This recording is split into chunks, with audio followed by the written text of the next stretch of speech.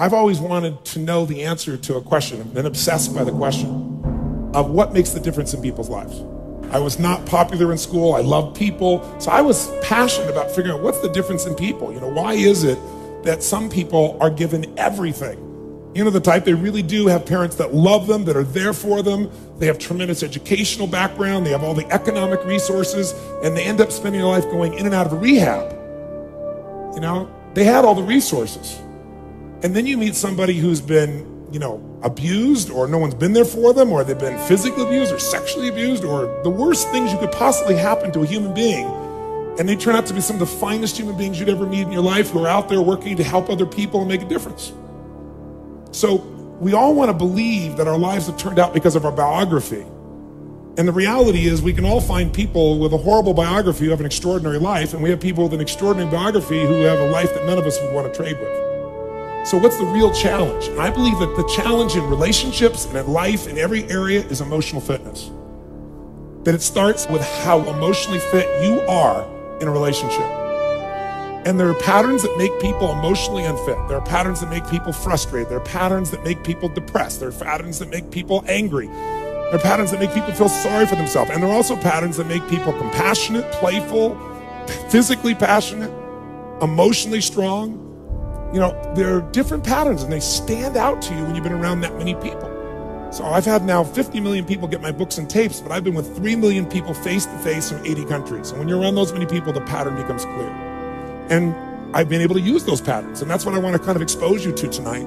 And frankly, I think these patterns are common sense. But how many of you notice that common sense is not too common? Everybody's like, oh yeah, that's simple. But a lot of people say, I know this stuff. Well, if you're not doing it, you don't know it. You understand it.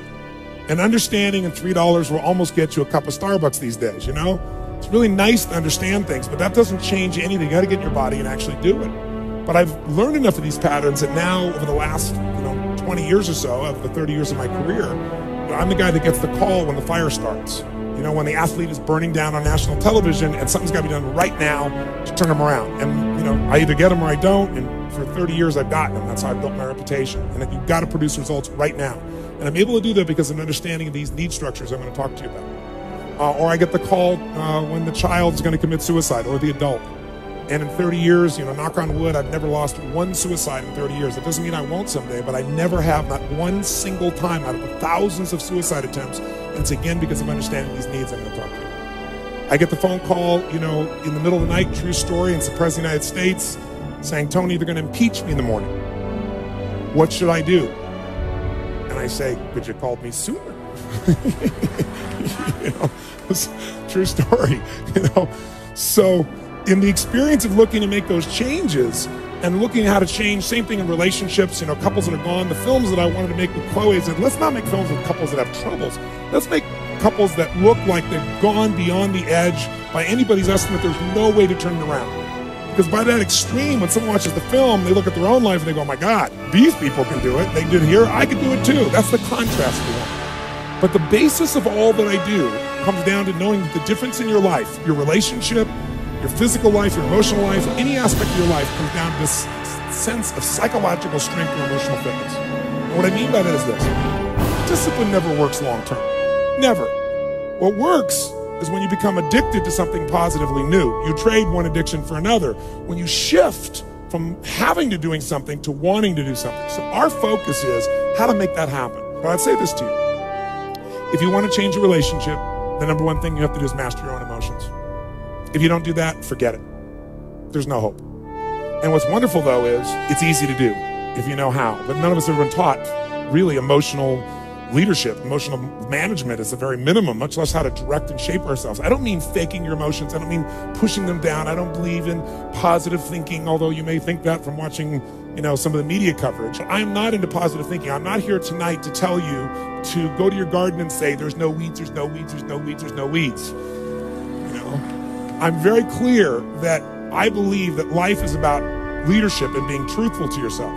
And so I believe, number one, that the mandate for any great relationship and the mandate for anybody to lead their own life and not be a follower is you got to see things as they are, but not worse than they are. Because that's where most people go. That's where they go in relationship. That's why they start to tear it down. That's why the relationship starts to break down, because people get scared when it isn't working out. and then they make it worse than it is so they don't have to try. Because they don't want to try again and be disappointed. They don't want to feel that sense of rejection. They don't want to feel that sense of failure. So most people make it much worse than it is. People tell me all the time, oh, I'm skeptical or I'm pessimistic. I said, no, you're gutless. It takes no guts, it takes no courage to be a pessimist, to say it's not going to work, to try to find out what's wrong. What's wrong is always available. It's always what's right. So I'm not into positive thinking, but I am into intelligence. And intelligence says, see it as it is, don't make it worse than it is. I meet people all the time and say, my problem is I'm big bone. No, you're freaking fat. Tell the truth. You know, what is this big bone story? You know, the only way it gets better is if you can see it as it is. Don't make it worse than it is. Don't try to make it so it's impossible to change. That's not true. It's not true at all.